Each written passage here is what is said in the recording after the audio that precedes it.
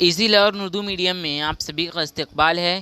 آج کے اس ویڈیو میں ہم 7ویں جماعت اردو برج کورس کا 33واں دن دیکھنے جا رہے ہیں۔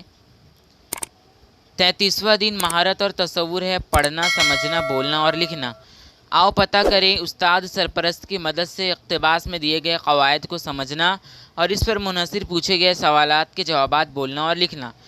پہلے قواعد پر مبنی اقتباس یعنی پیراگراف بغور پڑھیں، پھر سوال پڑھیں، اس پر غور کریں اور اپنے الفاظ میں ان سوالوں کا جواب لکھیں۔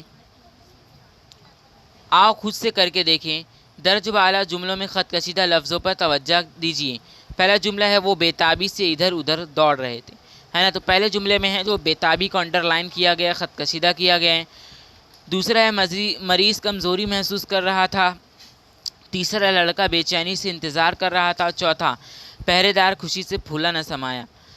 آپ پڑھ چکے ہیں کہ کسی جگہ، شخص یا جگہ کے نام کو اسم کہتے ہیں۔ اوپر دیے گئے تمام خط کشیدہ الفاظ بھی اسم ہیں، مگر یہ چیزوں اور شخصوں وغیرہ کے نام نہیں ہیں۔ ان اسموں کی حالت کو ہم صرف اپنے ذہن سے سمجھ سکتے ہیں یا محسوس کر سکتے ہیں، اس لیے انہیں اسم کیفیت کہا جاتا ہے۔ اوپر کے جملے وہ بےتابی سے ادھر ادھر دوڑ رہے تھے میں لفظ بےتابی دوڑنے والے کی حالت یا کیفیت کا پتہ چلتا ہے۔ یعنی اگر آپ کوئی بھی جملہ پڑھیں گے تو اس میں جو ایسا ورڈ جو لوگوں کی کیفیت بتاتا ہو، ہے نا، جیسے کہ لاک ڈاؤن میں لوگوں نے بہت پریشانی کا سامنا کیا، تو پریشانی یہ جو ہے اس میں کیفیت کہلائے گی۔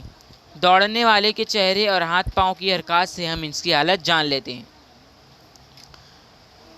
آؤ مشق کرے، بتائیے کہ اقتباس کے جملوں میں کون سے الفاظ اس میں کیفیت کے ہیں، ہے نا؟ تو اس میں کیفیت والے الفاظ جو ہیں وہ بےتابی، کمزوری، بے چینی اور خوشی ہیں۔